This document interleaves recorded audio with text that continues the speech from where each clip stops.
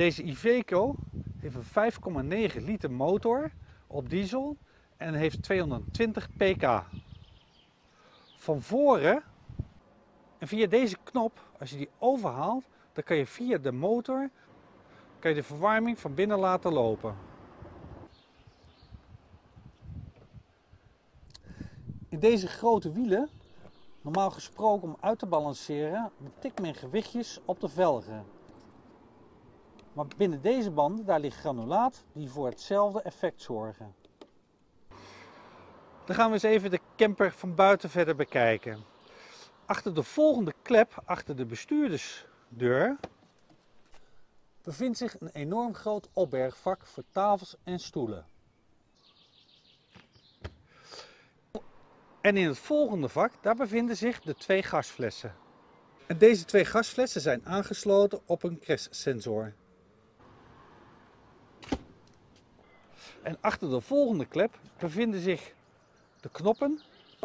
Links wordt het grijswater of het afvalwater geloosd. En rechts daarover wordt het toilet geloosd. En hiernaast bevindt zich een gat door de dubbele bodem, waardoor de 220 volt stekker van buiten hier naar binnen aangesloten kan worden.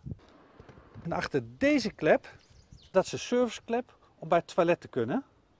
En elke deur heeft hier een alarmschakelaar. En achter de volgende klep, daar bevindt zich de verwarming, de waterpomp. En via deze haan kunnen we het vers water ook lozen. En achter deze dop, daar kunnen we de waterslang stoppen en kunnen we het vers water bijvullen. En dan de laatste klep, dat is de garagedeur. En deze garage is immens groot. Achter is er een stellingkast ingebouwd met allemaal kisten waar ontzettend veel spullen in opgeborgen kunnen worden. En is er ook nog een buitendouche ingebouwd.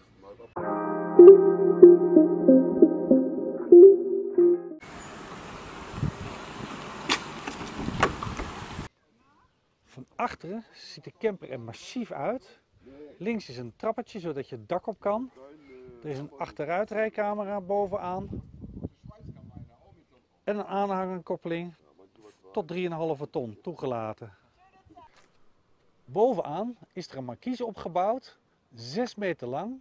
En als hij uitgedraaid wordt, gaat hij tot 2,75 meter. En onderaan, aan beide zijden, is er ook nog extra verlichting aangebracht.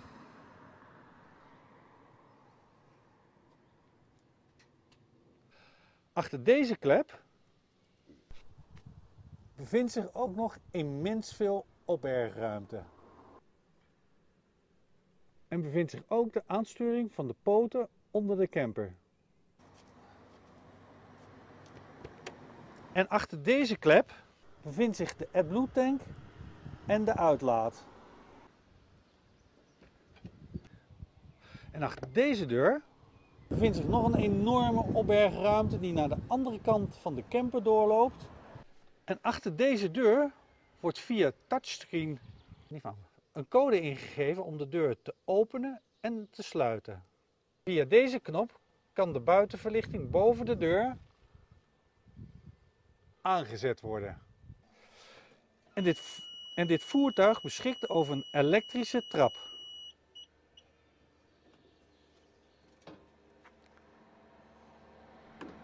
Op deze camper zitten voor ontzettend veel spiegels die je allerlei standen kan instellen en verwarmd zijn. Om de voorkant goed te kunnen zien is hier een extra spiegel aangebracht, alsmede hier de zijkant goed te kunnen zien. En achter deze klep bevindt zich een 180 liter dieseltank met daarnaast de accu's van het voertuig. En hier bevindt zich het reservewiel van het voertuig.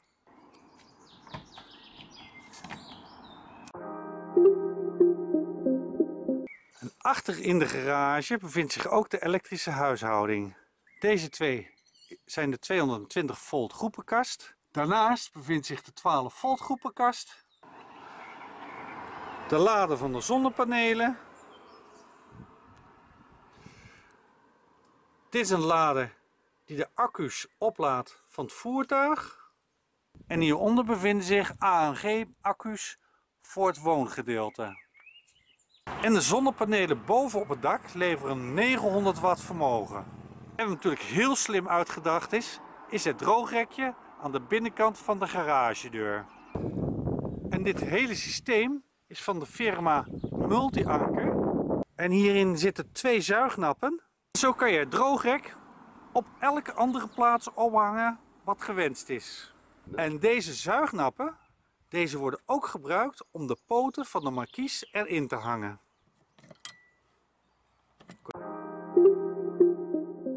Het instappen is ook lekker makkelijk. En de stoelen zitten fantastisch, moet ik zeggen.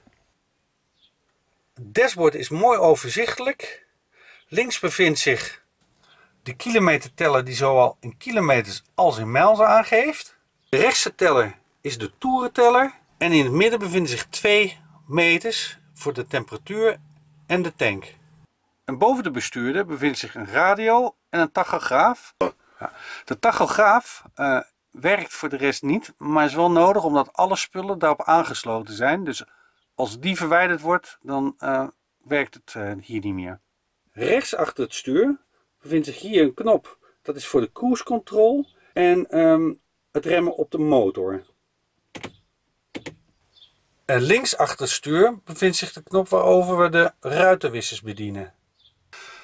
Voor bij het stuur, daar bevindt zich het navigatiesysteem. En rechts daarvan is het oude navigatiesysteem. En dient ook tevens voor de achteruitrijcamera. En is de Bluetooth van de hands-free telefoon aangesloten. En dan een beetje rechts van het stuur op het dashboard bevinden zich een aantal knoppen. Via deze knop kunnen we het menu oproepen. En zijn er verschillende knoppen voor de verlichting.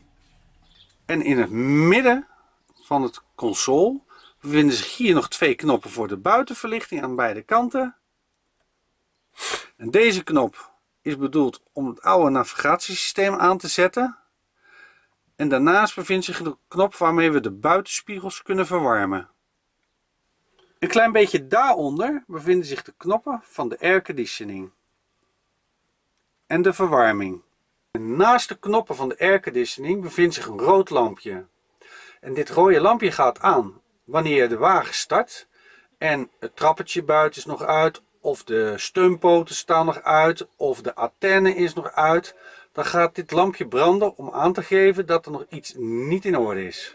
Onder de knoppen van de airconditioning en verwarming, daar bevinden zich de knoppen. En deze hebben we nodig om deze wagen te rijden. Deze wagen wordt automatisch geschakeld. Hier hebben we de knop van D van normaal rijden. Daarnaast zetten we de wagen in neutraal. En als we achteruit willen rijden, dan gebruiken we deze knop. En als we deze knop 2 seconden lang ingedrukt houden, dan kan je vol gas geven, maar de wagen zal dan zeer langzaam achteruit rijden. En dat geldt ook voor het normaal rijden. 2 seconden op de D drukken, dan gaat de auto alleen maar heel langzaam vooruit, ook al geef je vol gas. Tussen de 2 stoelen bevindt zich nog een hele grote ruimte hier. En hier ligt dus de motor onder. Dus voor onderhoud bij de motor kan dit gedeelte opengemaakt worden. Maar daar kunnen we nu niet bij, want het zit helemaal dichtgeschroefd. Zo, we zijn inmiddels binnen aangekomen. De lengte binnen is 6,70 meter lang. En we hebben hier 2 verschillende staanhoogtes hier binnen. Want hier begint de alcove en hier is de staanhoogte, ja, 2,20 meter is die ruim. En als ik hier iets naar voren loop, dan is hier de staanhoogte nog een kleine 2 meter. In de alcove hebben we hier een ruim 2-persoonsbed. Als het nodig is kan je hier zelfs met z'n drieën liggen. We hebben hier ook nog een klein dakraam. Het enige kleine nadeltje is natuurlijk dat we hier natuurlijk niet zo heel veel hoogte hebben, maar daarvoor is het een alcove. Maar dat geeft wel boven de cabine een extra slaapgelegenheid. En achter het slaapbed van de alcove hebben we hier een ruime zithoek voor 7 personen. En wanneer het ook nodig is, kan hier gewoon nog iemand extra hier slapen. voor de rest ideaal is dat we deze tafel zo lekker in alle richtingen in kunnen bewegen. Dus zo kan iedereen gewoon aan tafel zitten. En in deze zithoek hebben we ontzettend veel opbergruimte. Aan deze kant een volledige wand met kastjes, met drukknopsysteem en lekker diep. En hier aan de andere kant van de zithoek hebben we ook nog vrij veel kastruimte, mooie glazen deurtjes. En dan hebben we hier een perfect audiosysteem van Pioneer.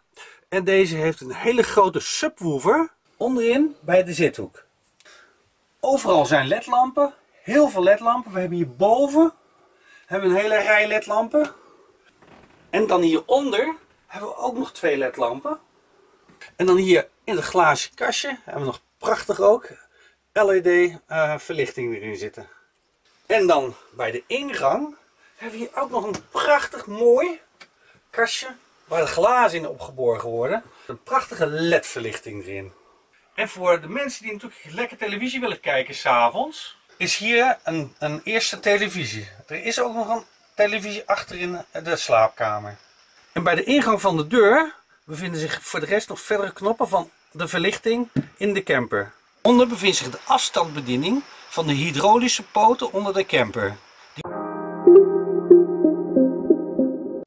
De keuken is lekker ruim met een prachtig aanrechtblad en een kooktoestel op gas met 3 flinke pitten.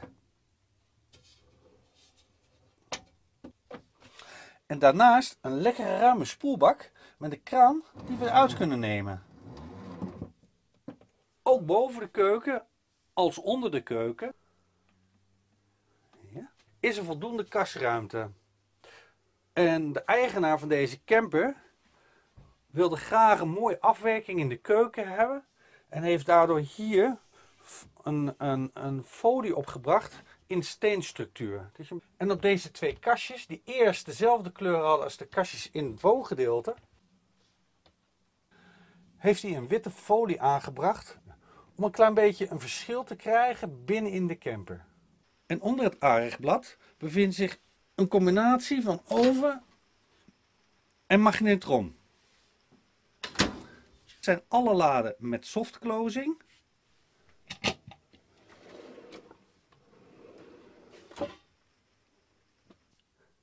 En aan de andere kant van de keuken bevindt zich een Dometic koelkast, apart met vriesvak.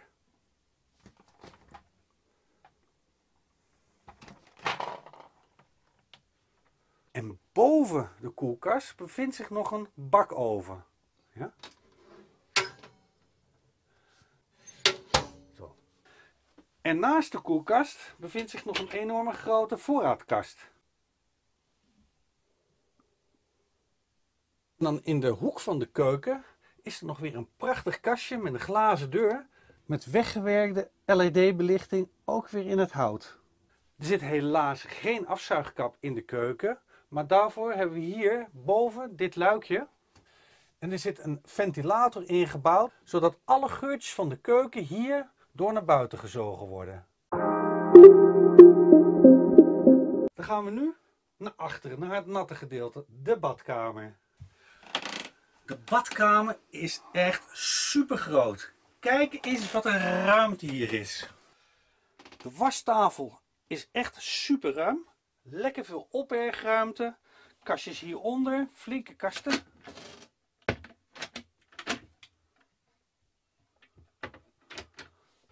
Met een flinke hangkast erin. En dan aan de beide kanten van de spiegel hebben we nog veel opbergruimte. Achter de spiegel is er nog veel meer opbergruimte.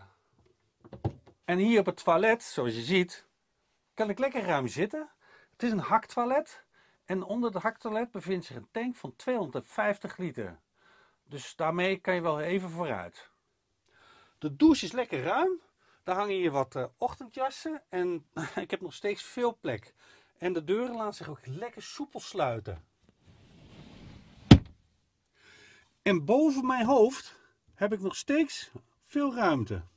In deze camper ligt een dubbele bodem en daarin ligt ook de verwarming met de radiatoren ingebouwd. Maar in de Doesel hebben we hier ook een hangende radiator. Hier. En deze kan je hier via deze knop kan je hier de temperatuur instellen, net zoals thuis. En de verwarming is een Alde 3010 met flink wat capaciteit. En in het natte gedeelte hebben we ook weer ontzettend veel ledlampen, zowel boven de wasbak als bij de douchecel. En dan naast de douche bevindt zich ook nog een buitenraam en uiteraard ook weer volledig uitgerust. En als ik natuurlijk graag hier een beetje privé mijn dingetje wil doen, kan ik hier een deur dicht doen bij het bedgedeelte achter. En ik kan ook hier zo deze deur nog dicht doen. De matrassen liggen fantastisch, moet ik eerlijk zeggen. En we hebben echt hierachter ook weer veel ruimte. Ook lekker hoog.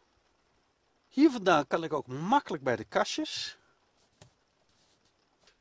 En hier in het midden bevindt zich een spiegel, maar is ook een kastje.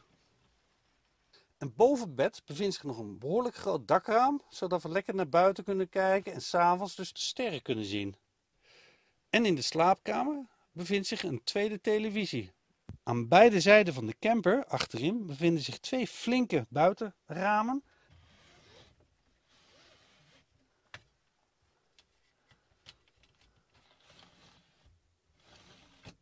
En er is ook veel aandacht hier ook voor design geweest. Want kijk eens, een prachtig trekgordijn hier zo aan de bovenkant hangt.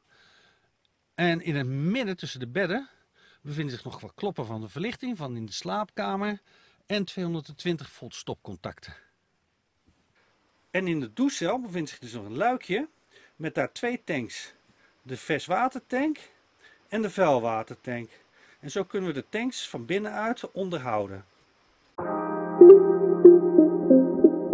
En boven de deur bevindt zich het hoofdcontrolepaneel. Boven kunnen we de accu's en de watertanks uitlezen. Kijken we bijvoorbeeld hier bij een van de accu's. Dan zien we precies hoe vol die is. En dit is bijvoorbeeld een van de watertanks. En daarnaast het zwartwatertank waar het toilet ingelegd wordt. En in de hoek van de keuken, daar bevindt zich het controlepaneel van de Alde verwarming, de 3010. Die kunnen we hier dan bedienen. Bent u nog niet geabonneerd? Vergeet dan alsjeblieft niet te abonneren. Zo krijgt u automatisch een bericht als ons volgende videootje klaar staat. En elke donderdag om 4 uur staat er weer een nieuwe video voor jullie klaar. Ik hoop dat jullie deze video leuk vonden. En volgende week donderdag staat er natuurlijk weer een nieuwe video voor jullie klaar. En bedankt voor het kijken.